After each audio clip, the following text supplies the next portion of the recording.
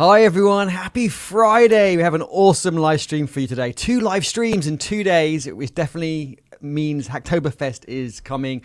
I'm joined today by Ben and we're super excited to show you some open source tools that I'm really super excited about and we're going to be using more in EdiHub. But before we get into what those are, Ben, please give yourself an intro and then let's talk about what we're going to do today. So over to you, Ben. Okay, thanks, Eddie. Hi, everyone. Thanks for joining today. My name is Ben Arent. I'm a developer relations manager at Teleport. Teleport is an open source infrastructure access plane, which we're going to sort of dive in today. And I've been working in the developer tool space for about a decade now. I was talking to Eddie before this. I've worked between databases as services, exception trackers, even had a small stint at Rackspace, one of the OG web hosting providers before Amazon took over. That's true. Yes, I remember Rackspace back in the day. So it sounds like you've had lots of fun and so forth. I see. Great to have people here. We have Kyle, Chai, Carl as well. Carl saying, "Get used to daily live streams." Carl, let's do it. You're welcome to do half of those with me, and I'll find someone else to do the other half. So it gives me, makes it a bit easier for me. But the sounds awesome. Thank you so much. Awesome to have you all here. Hey, Solly, how you doing? Right. So what are we doing today? What are we going to learn about, Ben? So we're going to be talking about like pair debugging and sort of like collaborating. This is sort of a common thing. Like actually, as I mentioned, those sort of companies I worked at for at least the last like 6 years have always been remote first companies, which, now is kind of the trend. Everyone works remote first because of COVID and, many companies have adjusted. But there's many problems that you run into like when you're working remote, and one would be, I guess, like pair programming and also like pair debugging. And I think one thing I want to focus in on Teleport first is just this pair debugging kind of concept, collaborating and working together in the terminal. And then I'm going to explain more about aspects of why Teleport is the tool for infrastructure access. And I think we're going to wrap it up with sort of how we can possibly use Teleport with EdiHub and, give secure access to over 3,000 people on GitHub in like an easy way, which if we can talk about the challenges involved with giving 3,000 people access to a server, but I'm excited to dive into that too. Oh, me too. I'm super excited. And we've got some great people from the community here. And one of the first people I want to give access to is Carl, because Carl manages a couple of our projects and specifically leads the Good First Issue Finder project as well, written in SvelteKit. So that's all deployed via GitHub Actions to Kubernetes. But Carl, sometimes, there's a deployment, something kind of goes wrong. It could be my fault doing secrets or something like that. It'd be great to get access to the logs for that and hopefully even more as well. So I'm super excited. I can't wait. If anyone wants to check out Teleport's open source repo as well, the link is in the description below. So Ben, let's get started. I'm super excited. What should we do first? Let's just start. I am starting my day. I am English, but I live in Oakland, California. So I'm literally just starting. And this is sort of how I normally start my day is I start by logging in. Let me share your screen. Here we go. Okay, So we've got your screen up. Sorry, I didn't notice that before. Oh, we're going to be logging into Teleport. So my auth is GitHub. So there's this tool, TSH login, which is a sort of a standard login tool. This is open a browser window. Let me just resize this a bit. And you can see I am now, let me just resize things so things can see better. So what you can see now is I'm logged in as my name, this is my GitHub username, and I have some roles and some logins. And so that's basically I'm ready to sort of go for the day. So I can do something so I can view all of my servers that I have access to. And the tool is similar to using like OpenSSH. So let's say I want to log into one of these worker nodes. The flow is pretty much the same. I pick the node, I SSH into it. I actually need to pick. So this is actually another interesting concept. Like sometimes if you have host names that are matching, Teleport can sort of fix and dedupe this. And, now I'm SSH into the box. And so if I could just jump in there, Ben. Yeah. So you if everyone sees that the SSH command is the same as what you're usually using, but you've prepended that with the Teleport CLI tool and Teleport takes care of all that kind of authentication, because it knows your user's already got access to that. Correct. Yeah, and actually, this is an interesting. So, like, sometimes you might have like a couple of machines with the same host name, and like Teleport figures out actually like these machines are unique. That's kind of why I passed in this extra string, because we have like labels to identify like you could potentially have ones with multiple host names. Got you. So let's say if I just exit this and I'm back in my local terminal here. This is kind of where we started off, was providing access to servers. But we have extended to, actually, let's do the help command, is always helpful. We've extended lots of things. So we have databases. So you do dbls. I can do my kubels. And I can do my apps ls. And so this is sort of showing like from one central place, not only do I have my access to my servers, I also have access to my Kubernetes clusters and my databases without having to sort of log into multiple tools and get those sort of certificates and permissions for myself. That's awesome. I love it how we can tie it in with GitHub as well. Yeah. And so I like another part of it. So this is on the command line, and let me show you the... While you're doing that, I want to answer some questions. So welcome, everyone. Welcome, Minal, Marcus, Jones, Praduma, and Carl's got a great question. Is Teleport a project or is it backed by a company? It's backed by a company. I think they've got some really good funding. I don't know the details, but they've done really, really well because so many large companies are using the open source project. But Ben maybe might be able to explain a little bit more about that. Yeah, it's a open source project, backed by, originally our company was called Gravitational, and we had two products, Gravity and Teleport. And about a year and a half ago, we focused primarily just on Teleport, the product. Gravity was a tool for deploying Kubernetes clusters on premise. And we actually found lots of people had the problem of Teleport was a tool designed for accessing those clusters. And as we worked with sort of our customers and our clients based, we found that the people had a lot more problems of securely accessing all of their infrastructure. And so since we have now been focusing in on Teleport. And everything I was showing today is in our community edition, which is sort of our open source free version that you can run and host yourself. Awesome. And Carl's next question, I think we're going to answer right now is it CLI only, or does it provide a UI? I think we're going to get shown the UI section next. Yeah, so I like to start with the CLI because, no developer tool can start with just the web UI. You have to start straight with the CLI. And but we also have a web UI, which is a super handy way. So I'm going to log in with GitHub. I've already authenticated, so it just sort of logged me straight in. But I have an organization which I've added. And I think you have been added too, Eddie. And so you should be able to go to this URL and go that same flow. So let's try this. I'm what do you call it? I'm put on the spot. Okay, let's try it as well. Do you want me to share my screen too? You can share your screen too. If you can share both screens. We'll have to alternate between them. Okay, no, you just log in, and then so I'm gonna before you log in. This is the web UI. It's the same inventory that you saw on the command line. I have a bunch of servers here. One thing also is pretty unique is the ability to add labels. And so, for example, we have like a script that says like how long a server's been up, what's the kernel version, like what's internal IP addresses. And all of this information is super helpful extra context that you don't necessarily get with such tools like OpenSSH, for example. Got you. Yeah, extra information is pretty cool. So Joseph's saying, "Do it live." Okay, so I can share mine if it's okay with Ben. I can steal the screen share and just okay. Yeah. Let's. Okay. Yeah. You. Why don't you go live? Let's see. Okay. Eddie. So here's mine. If you go other login options here, we can talk more about passwordless in a bit, but go to GitHub. Okay. And this is going to just authorize with the asteroid Earth, GitHub org, which is my testing org.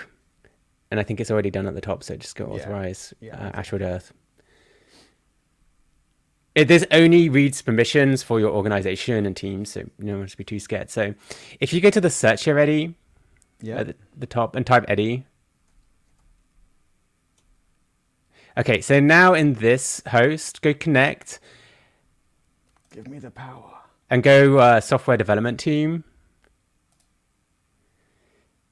And so here you can run, let's say, htop or... Yep. So you got who am I suppose. And you got htop. Yeah, so you can come in here. So now if you send me the URL in like the private chat, I can like join you in this server. Oh. Ah. Okay, let me send you the URL. Okay. And is that because you've got access to this server as well? Yes, I should have access, although it looks like it's not letting me. Let's see why it's not letting me. It's just proving that it's live as well, right? It wouldn't. It is proving that it's live. And so while you're doing that, I'm just going to have a. If you need me to do anything, let me know. But I'm going to have a play and look around. Yeah, have a play and look around. Let me see. There might be a small tweak I can make for me so I can join yours. There's likely a permissions issue. No worries. So I like it. You got your servers list. So I'm going to remove Eddie and see what else is there in this list. And you got applications. Yeah, go to applications. This is a fun one. Like, let's say go to Grafana instance here. Launch. Okay, launched it. And what's kind of cool about this Grafana setup here is it uses JWTs to like automatically log you in as a user. Got you. Oh, it looks like... Oh, it's busted. User not found. It has been busted. Have you given Okay, me go permission try then, the Eddie? wiki. This is definitely the Friday demo gods. I wanted Grafana now. We have recently having played with it. It's very cool. Okay, so you got the wiki. So this is like an example of like often teams will build internal applications. So it could be like a deployment dashboard or like a Jenkins server or like a wiki. And you have it hosted somewhere, but you don't necessarily want to put it on the public internet. Yeah. And so you can put it behind teleports. So only the people within your like teleport cluster can sort of access those applications. And it's great for sort of infrastructure tools like Grafana, like your CI, or also like wikis or other services that you have. So that's really good. So you don't actually have to create users on these platforms. You don't have to you worry about kind of usernames and passwords and all the rest. We can add them to teleport, and then that way the platform and the user has access to whatever we want to give them access to. So in our GitHub, in our Eddie Hub, GitHub org, we can have teams for like access to Grafana if people want to see the Kubernetes kind of stats, and then for the logs as well, we can create another one for the logs, and all those people get access to the logs and so forth. So that's really, really cool. Yeah. Yep. Okay, I'm just doing a last check on this thing. No worries. I'm gonna keep playing around. So we've got Kubernetes, you've got cookie 10, okay, and databases. Yeah, the Kubernetes also, this just gets your short-lived kube configs. Okay. You got some desktops as well. Access requests, so you can actually make new requests. Okay. Yeah, this is actually, I will say, there's a limited version of access requests in our open source edition. Okay. This one is like actually an enterprise cluster, but that's the only one sort of feature which is sort of unique.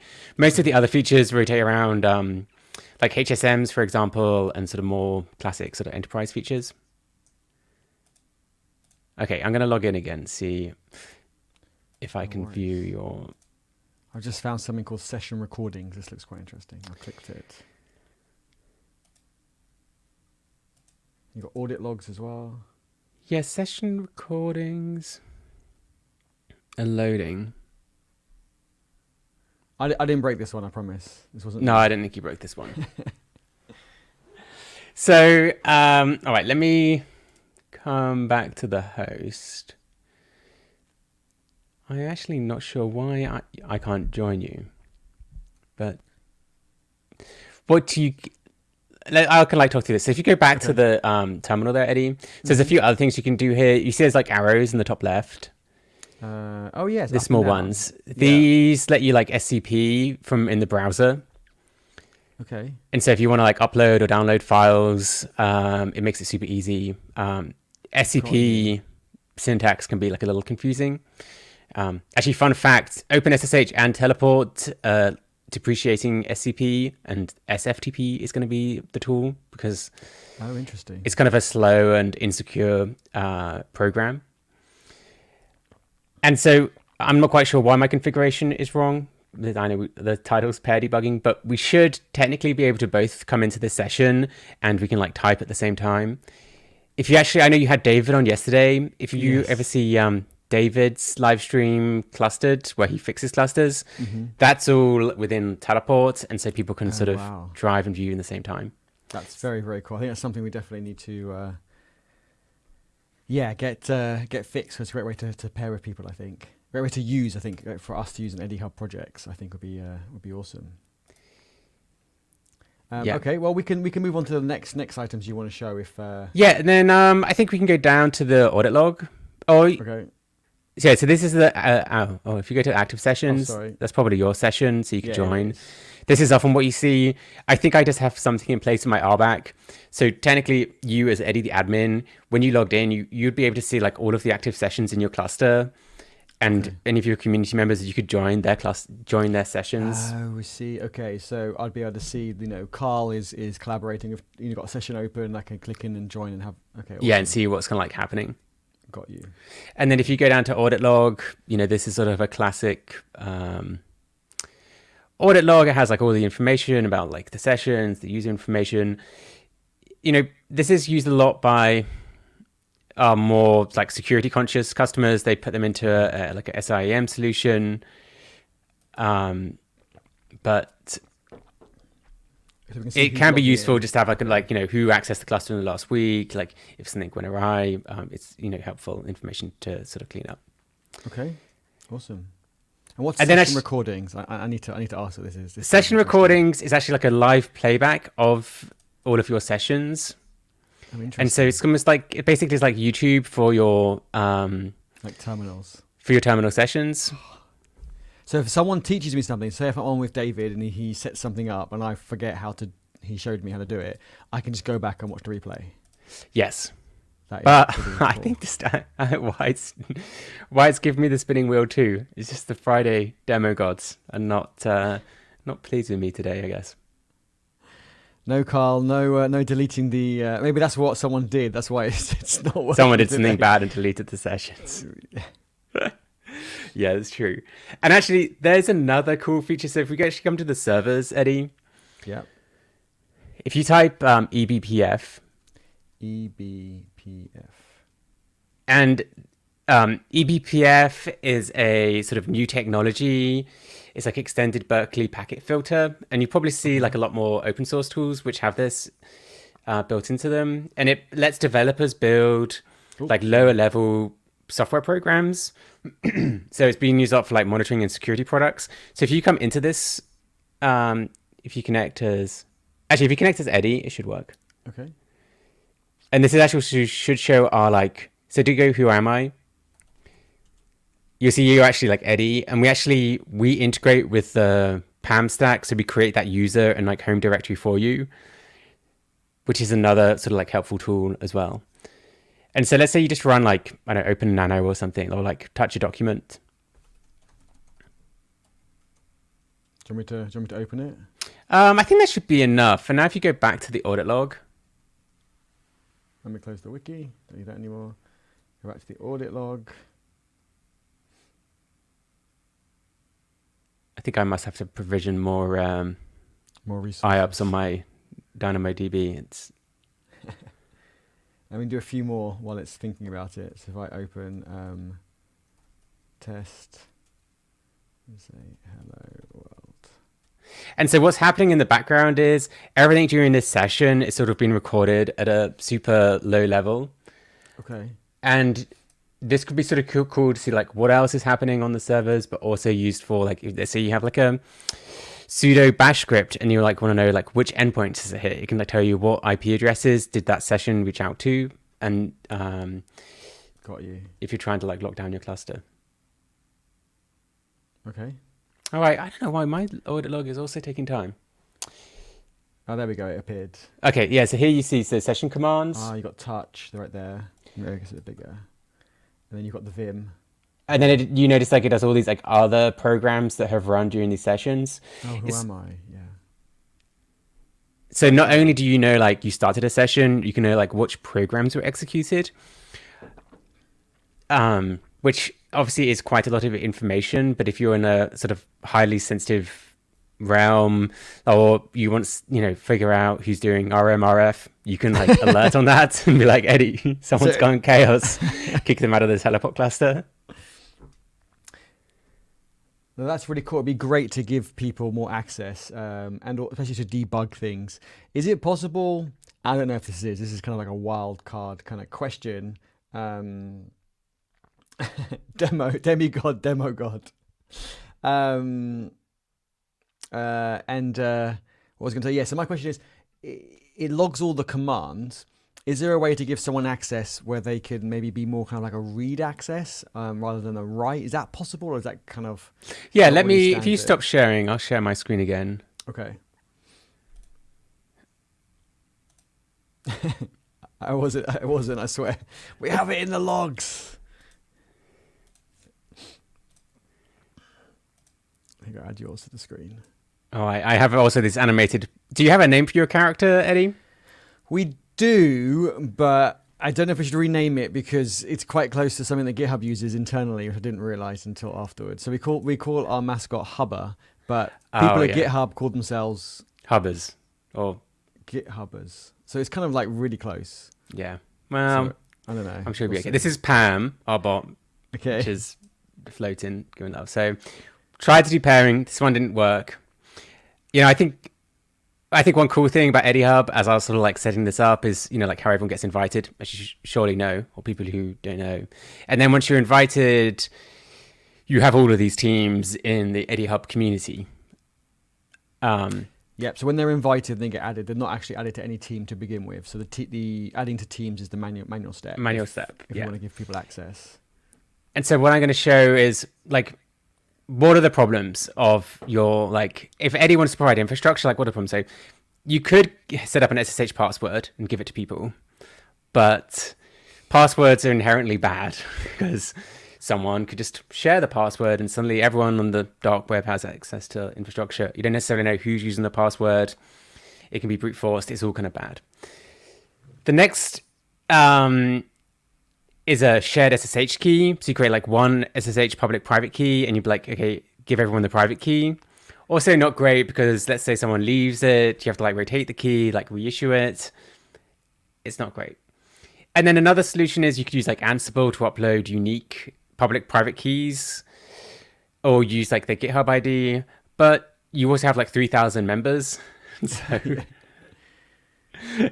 maybe not a super scalable solution. And I think that's like the fun thing about Eddie Hub is like, if you have 3,000 people, it's like 3,000 keys is a lot to add to a server. Even if we only have, say, 30 or 50 people that would need access, it's still a lot to manage if they, have technical issues. If they, they say mine's been compromised, can I change it? But just for someone to manually kind of manage all that, it's a lot of work. I think even at a smaller number, I still think it's a lot of work to do it.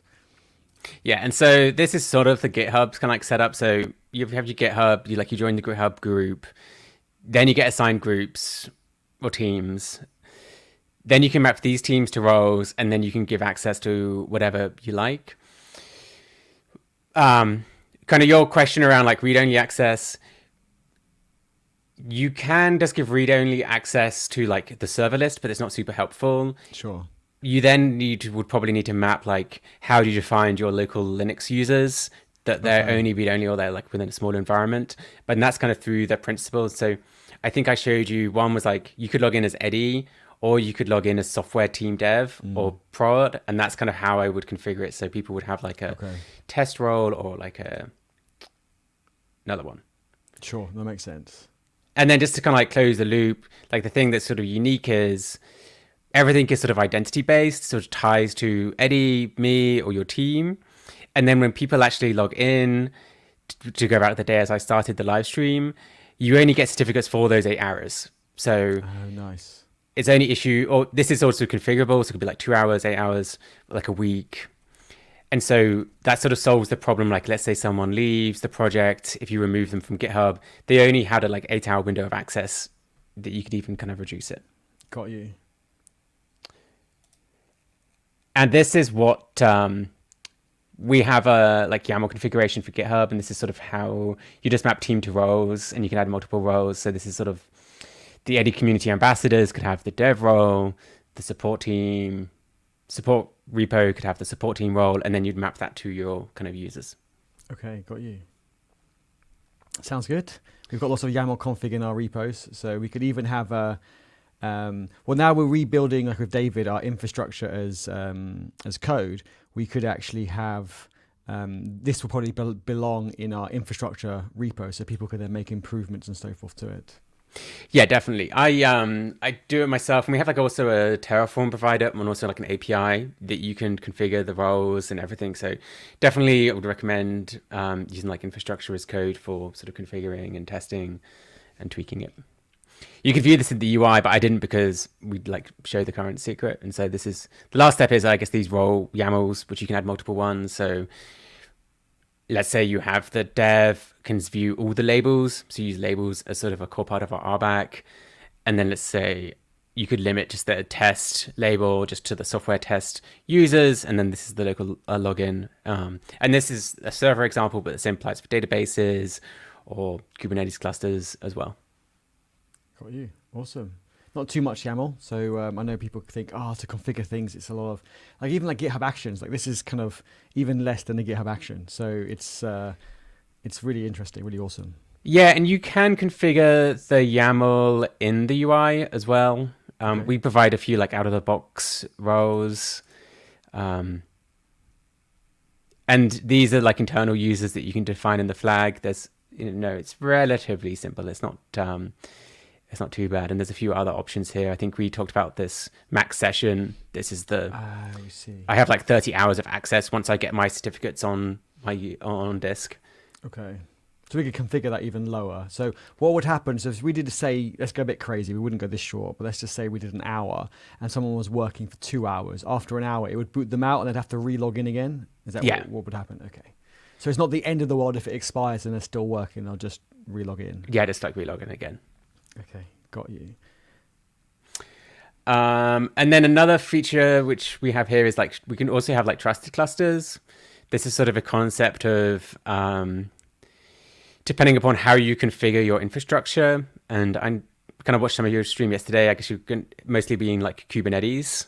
Yeah. But you might want to have like a dedicated Eddie Hub sort of root cluster, and then add like those clusters as trusted clusters. So you could have like a stage and a production, and you sort of link those environments in, and then you have like nice isolations of your environments, but you also have like one central place to like jump off and access them as well.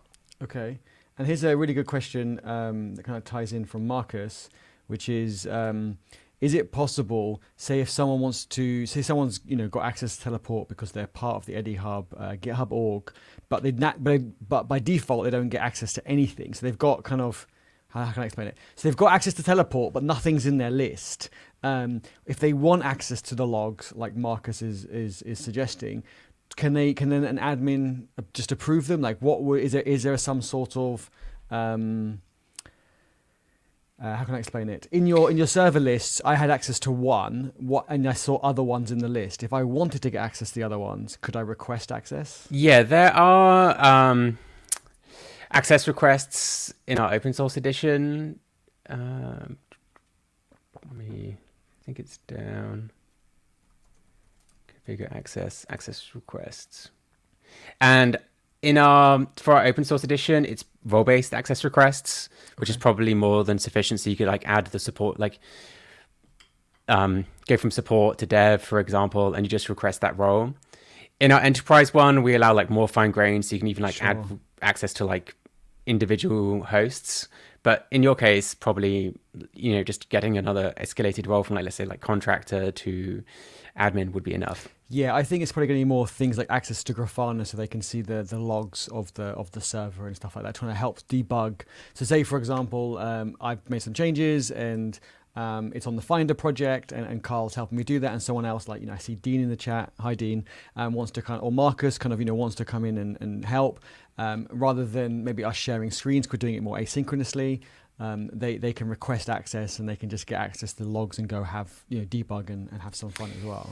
Yeah, I mean, I think you can also just add Grafana access as well, probably to everybody. There's rarely anything super sensitive in Grafana, and limit, in your role, you would just say no, you can't access any servers, but you can just access applications. This is another cool one, is we also support access to AWS Management Console. Okay. And this is sort of federated access, and this role only provides me access to the AWS Management Console. And you'll see, actually, if I come in here, if I go to EC2, it's gonna, oh, do I have access to EC2? Let's go to another service which I don't have access to. Let's say EKS. I think I have any access. You see, it says I don't have any access to these clusters. And so you could even provide access to your AWS account for viewing CloudWatch logs or viewing instance information using Teleport as well as a shared role. Okay. I see that Dean's written a good message. I'm going to use this at work when our team grows enough. I would start using it sooner, to be honest. As soon as you get more than one person, I think it's going to be super helpful to give access to certain servers straight away, I think, or certain apps as well, especially apps. I think the apps is great, not having to share passwords, not having to think, even if you don't have to share passwords, you can create them an account on that server. It's just, or on that app. It's just give them access to the app straight away. It just seems so much easier. Yeah, database is another one. I mean, servers, there's many ways to solve the server problem, but ultimately in any business or operation, your database has the most sensitive information, and probably if you ask around, likely people are just using still username and passwords to access the instance, and because people are working from home, it's sort of hard to manage that IP list of who has whitelisted IPs, and so you end up using sort of a jump box or something similar, and it's probably sort of mashed together. And I would highly recommend starting with databases or applications, and then sort of enrolling your server fleet afterwards. Okay. And then what about, you mentioned databases, that's quite interesting, because some people, when they want to work on, say, the next version of our link-free project, which is like Linktree, but the open source alternative, they might want to see some real data. So I'm thinking, could we give read-only access to the data? Because there's nothing private in there. It's stats. It's all public. I wonder, with certain people on the team, could we, the maintainers, could we give read-only access to the database? So they can't delete anything or change anything, but they could just at least get the data if they wanted to run some production-like checks or something. Yeah, definitely. You just, when you configure it, it's the same information. So in here, you sort of log in, and then you log in again with your DB user, which will be sort of assigned to you. So however you configure your RBAC in your Postgres database. I think what's kind of interesting with Teleport is all of these systems have their own internal RBAC. So Kubernetes has their own RBAC system, databases have their own RBAC system, and some of them can be kind of, if you take Postgres or MySQL, they've been around so long, some of the concepts around RBAC, can be a little outdated. And I think you actually see a lot of databases still talk about SSL when they're mainly talking about TLS, and it's just because they've been around a long time, and it is just never really updated it from SSL to TLS. Got you. Makes sense. And Dean says, it's hard to get people to let go and make change. Yes, absolutely. I think that ties in exactly to what Ben was saying. What was I going to say? Okay, just to explain RBAC, because you've used that a few times, just in case anyone doesn't know, that stands for role something access control. I can't think what the role-based access control. Role-based access control. So Teleport doesn't enforce it. It just exposes what's configured on the app or the database. Is that correct? Yeah. So let's say you're configuring Kubernetes, for example. Could we pick? Have you got a Mongo example? I think people could maybe relate to a database example. People could maybe relate to that more. Because not everyone's into Kubernetes. Okay. If that's possible. Let me see. What do I have? Let's all block Dean comes from the world of Windows. Block. I mean, I actually don't have a Mongo. I have a Snowflake example. And Sure, that's fine. because we've just been configuring Snowflake. Snowflake's is interesting because like these new databases are all like over TCP, whereas other ones have their own kind of protocols, but it's pretty much the same kind of concept. So you add your DB names. So most databases have internal names. So in the case of Snowflake, these are some that are built-in table names. And then you add DB users. These DB users are often created by yourself on setup. And so you say, Alice, you give access to Alice certain roles and permissions within that database role and with their name. And that's pretty much it. So it's pretty simple for like the teleport RBAC. The rest of how do you set permissions is really down to when you configure it in that database provider itself. Makes sense. Okay, that makes sense. That's good. And here's a question from Marcus, but he mentioned Windows as well, so maybe we should block Marcus as well. No, I'm just joking, Marcus. Does Teleport run on Windows? Do you have any plans to? So we do have access to Windows servers. Okay. And so this is our Windows Server access. It's a similar view, but of course, since it's Windows, it is all in the UI. And I have sort of a client here, so now I'm just... And does it also log the audit, the trail as well? Yeah, it logs audit events. And actually, there's a super cool feature we just added, which is directory sharing. And you can't see these like server pop-ups, but I just shared a folder in browser. And you can see this is my host. This is like a podcast that I've worked on. Okay. And you can, through like a browser file API, you can like copy and upload files. That's very cool. In browser, which is super cool. That is very, very cool. Nice. And so, yeah, it's all in browser. It's a, we actually like the team wrote their own like RDP parser. And so we're always sort of working to improve it. But there's some cool additions, and you can also turn off sharing. You can turn off clipboard. Okay. And then also, I think for Marcus, like we also have full support for running TSH on Windows, and then also we have this tool Teleport Connect, which is sort of a client for. It's like a similar like app for accessing infrastructure as well, which I can show you that too. Let's do it. Which is also like another tool. So this is very similar. I mean, this is sort of like using the GitHub app instead of using the browser-based. So can you see that? Yep, we can see that. Okay. Yeah, so I'm going to connect to my cluster again. And then this is just the... same information with like databases, and it makes it easy to, should I be bold and let me try and think which one's running. Okay, let's see if it'll create the connection. So this is going to try running the connection for me. I don't know if this user is set up. Let's see if it'll work. And then you see it's on localhost, but it's kind of creating like a tunnel for me. Okay. I don't have Alice connected, but this is sort of like another example of how we've sort of tried to streamline that sort of experience. So let's say you do want to make your data science team use Teleport. Teleport Connect makes it much easier, so they don't have to use command line tools. They can just use sort of a GUI app to make their sort of life easier. Got you. Another thing I would like to show is I actually clicked on the session recordings, and they came up. And so I'm going to pick awesome. one. And you can see it actually shows you a recording of the session. So if, like I said, if David or Dean or someone is showing me how to do something and we're pairing on a session, it records it so I can go back and review it. Or if I remember once someone was listening into the Discord call, but they couldn't watch the screen because they're on their phone and they're out and about, but they were just getting involved in the conversation.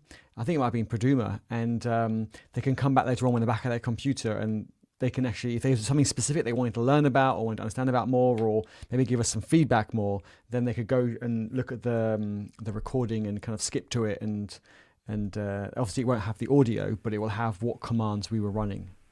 Yeah, I've also heard Eddie people use this as like a journal, and you're like, often people, you wake up at 3 a.m., you do a whole bunch of like firefighting, fix your server, and then next day you're like writing your retro, you're like, what did I actually do?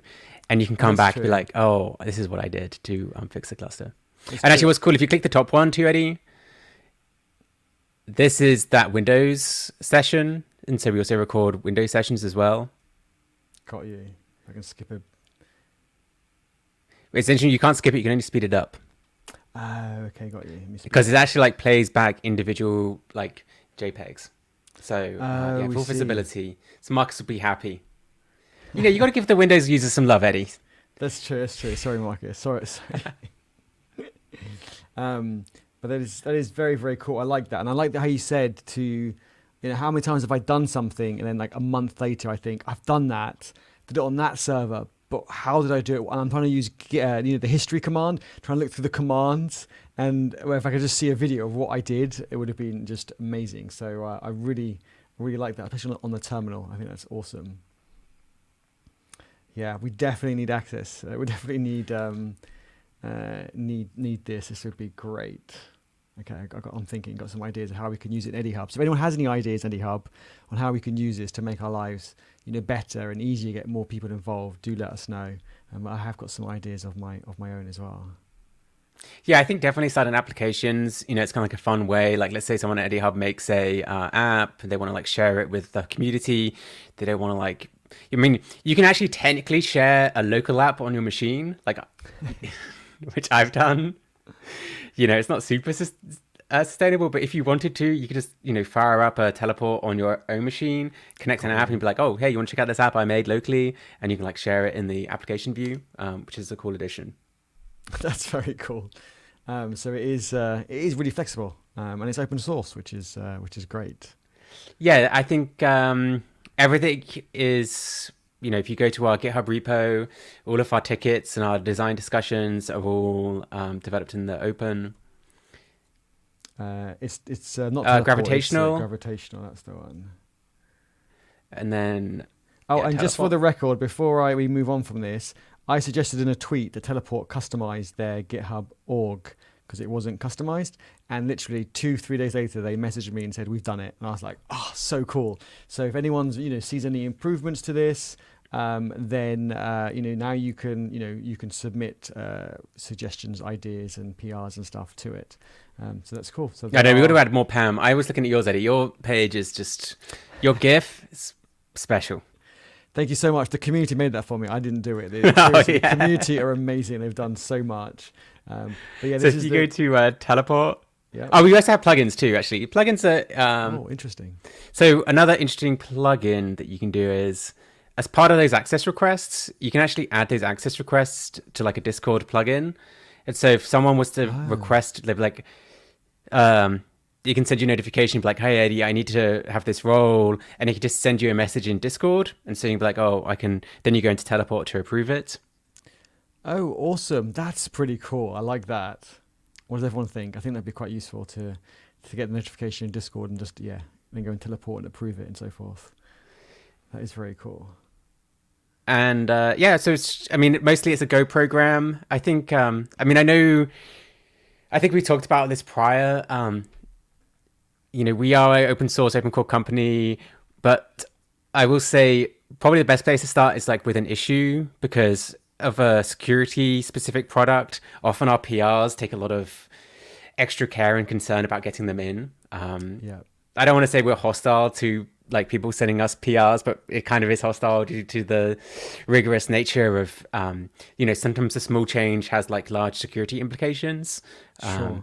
What about like, because you've got a web UI, where does the web UI live? Can people help with automated testing and things like that? Yeah, the web UI lives / actually it's going to be moved into this repo, I think, in the next coming month, but it'll be in / web apps. Okay, got you. Yeah, it might be better.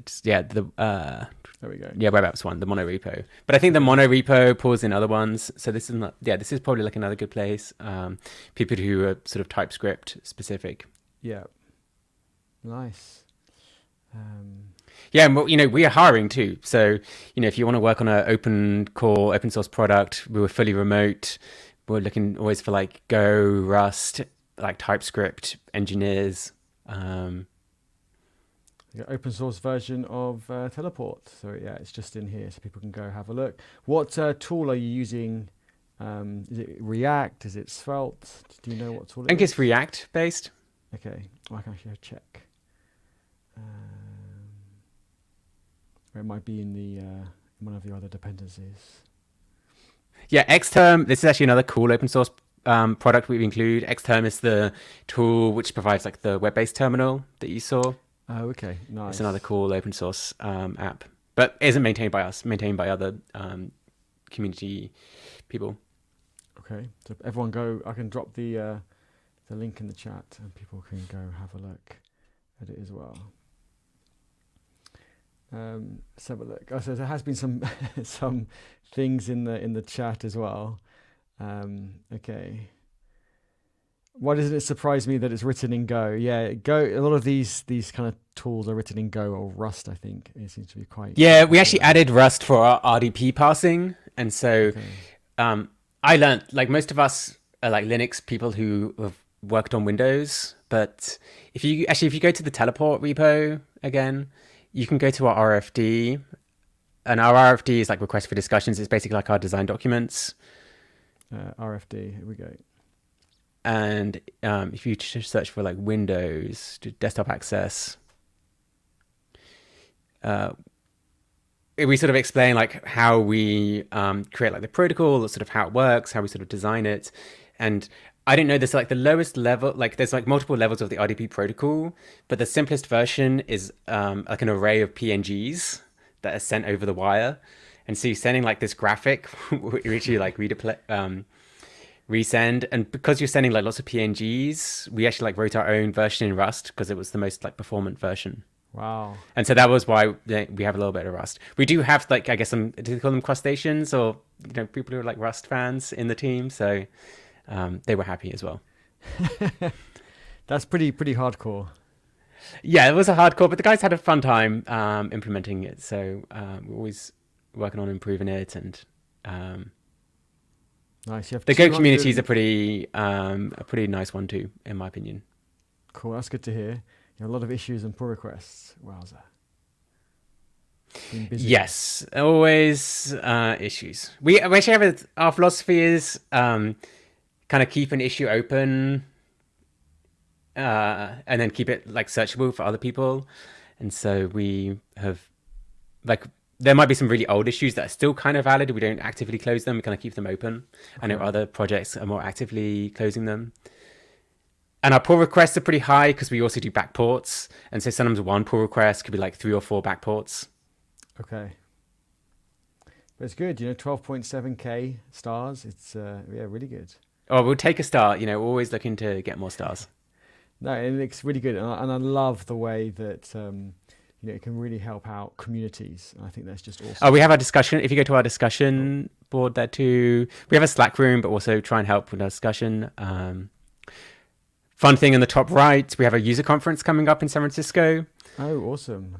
And so there's like the agenda here for our user conference, which is some interesting ways in which people have used Teleport. So like if you look at the top, Embark trucks, Teleport's deployed in self-driving trucks. Wow, that's so cool. And so this is an interesting, it's an amazing way in which you see people deploy Teleport. Another interesting one is WorldCoin. They use Teleport as a fleet management. WorldCoin is this crypto project that they plan to give a coin to everyone in the world using this device that scans people's irises. Really? And so you got Dropbox as well, use it. Yeah. Vonage. Wow. So if anyone's in San Francisco, if you hit me up on Twitter, I can give you 20% off coupon code too. So nice. That's really cool. And it's great that it's open source and communities can use it too, and can use the project, benefit from it, and also feedback, ideas, bugs. I saw in discussions people having some issues, and it just makes the whole thing a lot. Yeah, we also believe like our viewpoint is like all security features should be in the open source edition. Like we don't believe that it should be For a while, there was a period in which you'd have to like buy like SSL or TLS certificates. I think Heroku used to have this. You'd pay an extra like $9. And like, we don't believe that. We should always believe that the internet should be safe and secure by default. And that's why we try to give as much security features in our open source edition and focus on like compliance or workflow or other things in our enterprise edition. Well, that makes sense. I think you get a lot in our open source edition. No, that's really cool.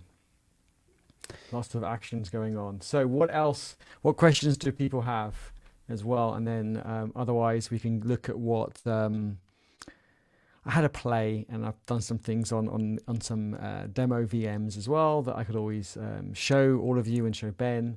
But I'm keen to see what questions people have, as we've got Ben here who could answer them all. So Carl talks about backport. So do you actually want to explain a bit more what backport is, just in case people don't know what it is? Yeah. So like one thing I guess when you productionize software and you roll it out to people, many companies like stability. And so they don't necessarily want to be always upgrading versions of their clusters. Like we have people running, I don't know, we had like 100,000 nodes in teleport. Wow. And so you don't want breaking changes, but sometimes you need to give older versions backports for either security fix or a small feature update. And the way in which teleport does it is that we backport to a branch. And so there's probably a branch like V9, V8, V7, and we'll backport to those versions. And the way in which it works for our engineers is you create a pull request on like our main branch, and then we actually have a bot now that does backports for you. It will open up a new pull request on that older branch, and then we have a separate release process. So if you see our releases to the right-hand side, that will compile all of the releases. And so this here has like the source code, but we have a separate kind of build step which creates, I know it's probably like 20 different versions of teleport for all of the different types. And so we, I think we just dropped support for CentOS 7 or 6. Wow. But there's like we create like deb repos, like RPMs, and there's like a range of different versions that we sort of try and backward support. And this also becomes a little bit more difficult as certain versions in the Linux kernel like depreciate and we can update. So we try and like work with our sort of customers to always provide security backports. So this is like a 9.3 and a 10.2.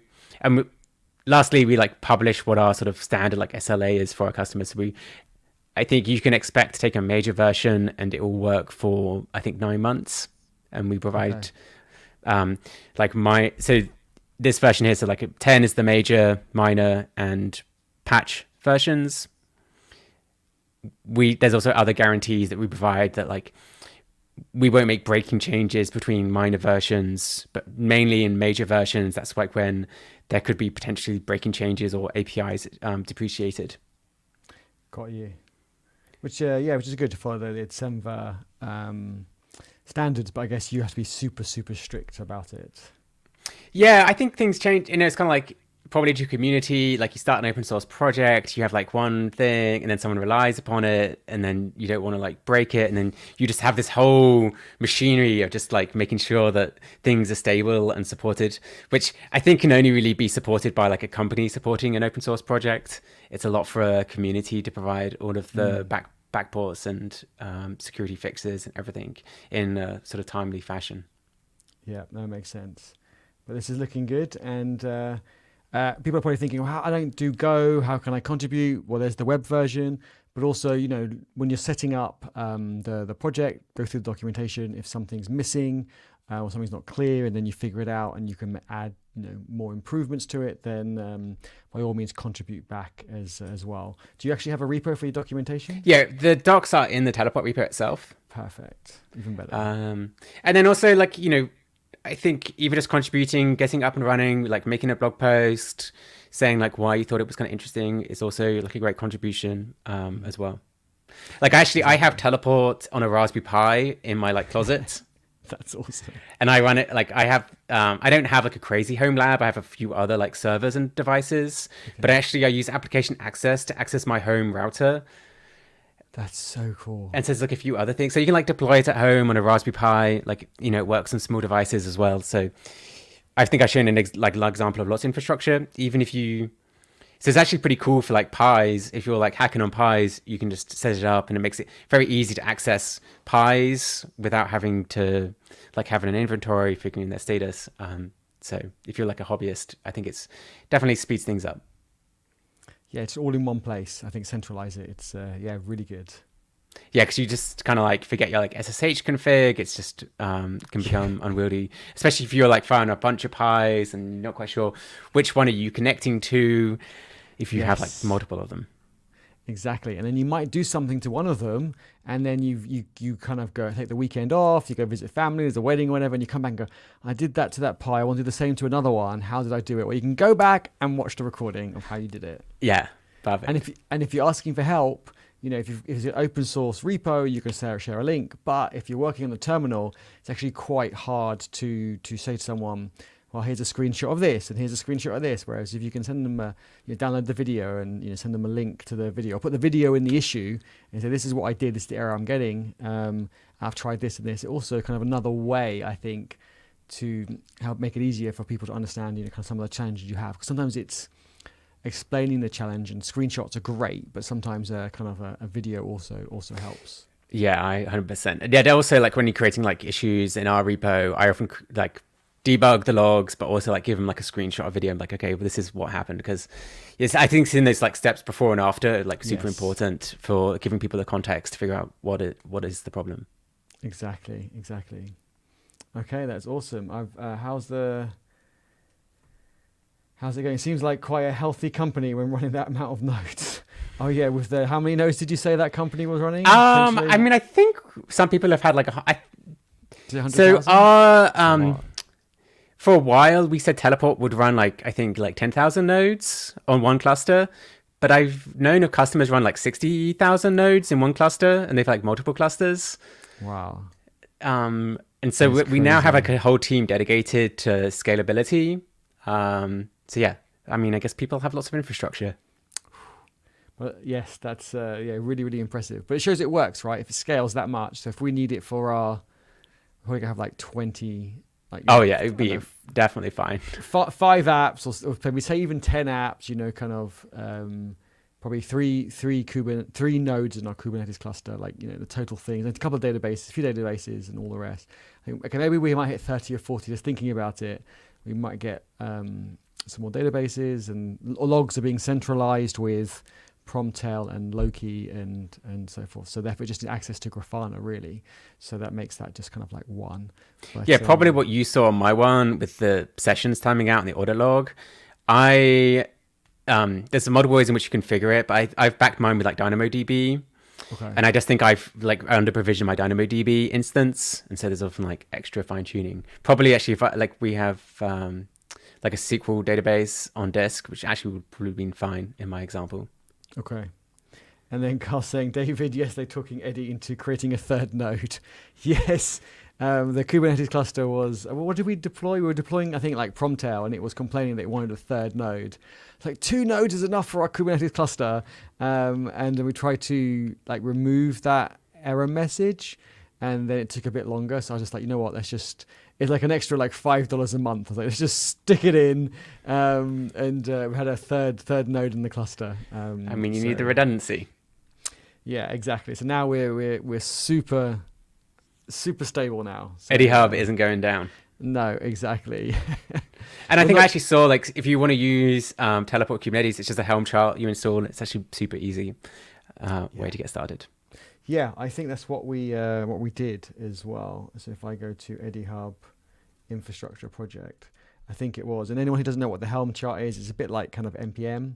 And I'm pretty sure, I can't remember where it was. Teleport, here we go, it's got its own folder. We still haven't configured it properly, but I'm pretty sure it came from a Helm chart as well. It did. It came from Helm chart. We gave it a name. We pulled it down, and this is where we customize it. And we've got more customizations to do and connected to GitHub. Yeah, we have a Kubernetes operator too for like configuring some of the users and the basic configuration. So now I'm part of the Eddie Hub community. Expect some pull requests. That would be really appreciated. Absolutely, that would be very appreciated. So maybe you could just talk a bit about the operator. So what is different? So the deploying a pod like a container is deploying the app. So what does an operator, like, what benefit? What does it do? Our Kubernetes operator lets you configure. Let me just double check the users and the roles. Okay. And so yeah, there's the two resources that it lets you update. And so I think we saw the YAML config in the example. You could just use the Kubernetes operator for configuring those for you. Okay. I'm sure David's going to show us all about it. I know David did like a 10-hour course on configuring teleport. So, which I have got in my tab to watch. Still going to watch it, but 10 hours is a lot to go through. Yeah, looking forward to that. Yeah, I need to like dive deeper into our Kubernetes operator myself. So maybe I'll dive through it. And, we have KubeCon coming up. So that is true. We'll be there. We have a happy hour if anyone else is at KubeCon. I think you can find it on our website. So and you're at KubeHuddle as well. I'm going to see. Am I seeing you? I'm seeing some of your team. With some of our team. Yeah, we'll be up in Scotland. Yeah. For KubeHuddle, and so they can give you all the lowdown about running teleport on Kubernetes or accessing Kubernetes clusters.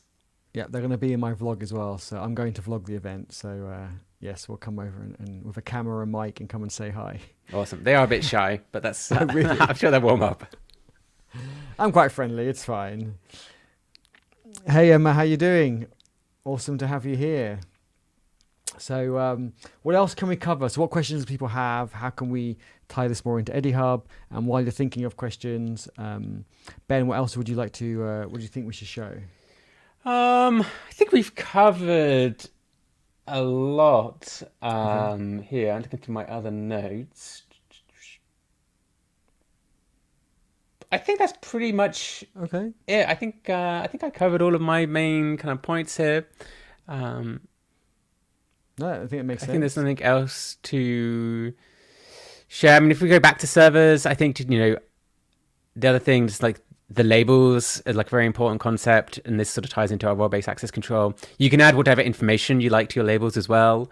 Okay. And so you see the top one has this one has like a CD at the top, the machine ID one. And machine ID is actually an interesting new addition. We had a Teleport 9.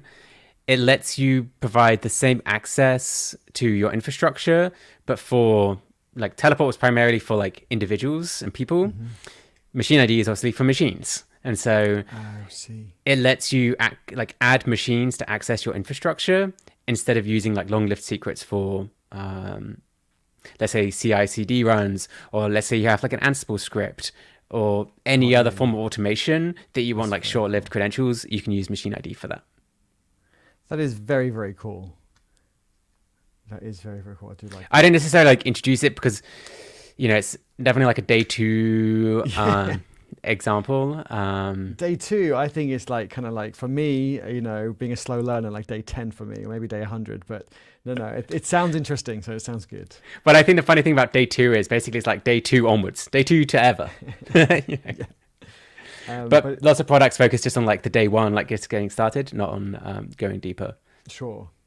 No, that makes sense. I love it how when you, so when I was having a play with this, everyone, and you want to add a resource, you select the type of resource that you want. And what I really, really liked is it gives you the command that you run on the server, on the database, to give access. And as you can see, it automatically prepends the URL of your teleport cluster, which I thought was just really awesome. So when I was adding it to various VMs in my Civo cloud provider, I was just adding databases. I was I mean, this automatically detects the operating system, so like this will work on a Raspberry Pi. Okay. If you put that in a Raspberry Pi, it will detect it and install teleport for you. Nice. Oh, I think one last fun thing, Eddie, actually, if you log out again. Yeah, okay. One thing you see here is we have this passwordless prompt. Okay. Which we're super excited about for lots of reasons. I think passwordless is this interesting concept that it can be sometimes a bit hard to understand because you're thinking, okay, like it's passwordless. Like, what is the replacement for it? Yeah. So it doesn't really explain like what's replacing the password. Like, there's no password. And in our case, in many of these passwordless systems, it relies upon some sort of hardware token and a biometric. So something that you have and some biometrics. So let's say Face ID is a perfect example. You just look at your phone, it logs you in. It's a passwordless login, but it's almost like so seamless that you didn't even think about it. It's true. And our ones of like, let's say I have one here, like a YubiKey bio. Oh, I've got one of those. Yeah, so you can configure teleport with a YubiKey bio. And by using a passwordless authentication method with like WebAuthn, it's like much more secure than even using GitHub, for example. Okay. Because someone could you probably have 2FA on your GitHub, like second factor. Yeah. But in the case of using passwordless with a hardware token, someone would need access to both like the hardware token and either the biometrics and the PIN associated with it to get access to your cluster. Yeah, it is. The Uber key is very, very cool because it's got biometric on it. Is that correct? Yeah, it's got biometrics, and so our passwordless system, it also works with Touch ID, and it works with Windows Hello. So it's actually, and you can add all of these passwordless methods. So my cluster has like Windows Hello, Touch ID, and a YubiKey. So it's my YubiKey in my Linux box. And Marcus will like this. Windows Hello, I think, is the best passwordless login method compared to Touch ID. And Marcus is saying you have a hands-on lab on your website. Yes, we do actually. Yeah, if you go awesome. to goteleport.com/labs. Good spot, Marcus. Labs. And so there's like 4 main flavors here. And then this this creates like a virtual environment. We have like VMs, and you can just kind of walks you through the guide, like setting up, adding your first server, adding applications, accessing them. It's like a demo environment that you can play around without having to worry about acquiring VMs or setting up TLS. That's amazing. You should have started with that. That's pretty cool. I should have started with this. I know, I forgot. Thanks, Marcus. Yeah, that is really, really good. Because then people, you're right. People might think, okay, where should I create the VMs? Create them locally, create them on a server. Whereas if they can kind of just get on and have a play, then it just removes that barrier to entry, which I think is, super, super cool. Yes, there's these 4. And as you think at the bottom, I think we have one for Machine ID, which we talked about. And then also our Teleport Lab, which is like our Docker example. And then if you go to our docs, we have like a range of ways in which you get started. But I think if you just want to play around and get a feel for it, the labs are like a great place to sort of dip your toes into it without too much time commitment. Yeah, that makes sense. People can get started straight away. So I really like that. That's awesome. So who's gonna have a play? Where's Ben from the UK? Ben is from the UK, but living in over the pond in San Francisco. Yeah, originally from a city called Chichester. That's like quite. I know Chichester. So quite south, yeah. Yeah, I think it's quite near me. You'll have to come to our next Manchester meetup next time you're in. We have Twitter definitely. meetup in Manchester, so you have to come and join us next time. Cool. Okay. Well, if there are no more questions, let's have some closing notes from Ben. So. We have said where you can learn more in the labs. I'm actually going to share a link in the chat because that is pretty cool, and I'm going to leave that open afterwards for me to actually have a play with the labs too as well. But what else would you like to share, Ben? And then we'll. I think try the labs. Try it in your home environment. Like I said, you can even run Teleport on a Raspberry Pi. And I think my last thing, if you go to learn here, Eddie, I think we have our Teleport Connect user conference, and then you can hear all about if you're in the Bay Area, how Teleport runs in a self-driving truck, for example, or how Dropbox scales. And so there's another fun event that we have coming up. Will it be also online as well? It won't be virtual. It's going to be in person, but we might have some. We're planning to record some, so hopefully they'll be available at some point afterwards for people who can't make it. Okay, got you. Yeah, and you can subscribe to our blog as well. We have lots of the blog is really access-based awesome, content. Yeah, I really, really like it. because it's not all just about Teleport. A lot of it is about the technology kind of around it and related to it, but doesn't necessarily have to be about Teleport. So I was reading some things about passwordless authentication and things like that. It was super, super interesting. Yeah, Passwordless Authentication is a great blog post from Alan, who like made the integration. Even his cookie for a thought, how to manage HTTP sessions. Yeah, there's like lots of great content here. Yeah, it was really, really good. I really liked it. So perfect. Well, thank you so much, Ben, for joining us. And thank you everyone for watching and listening and your questions. I really, really appreciate your support. And I just want to wish everyone a great weekend. I'm going to bring up the holding page. Don't forget Teleport link in the description below. Go give it a click and go have a look at the repo. And Ben, if you can hang on for a bit after the live stream, I can thank you personally as well. Okay, great. Yeah, thanks everyone for watching and asking the questions. Thanks everyone. Have a great weekend. Bye. That's it.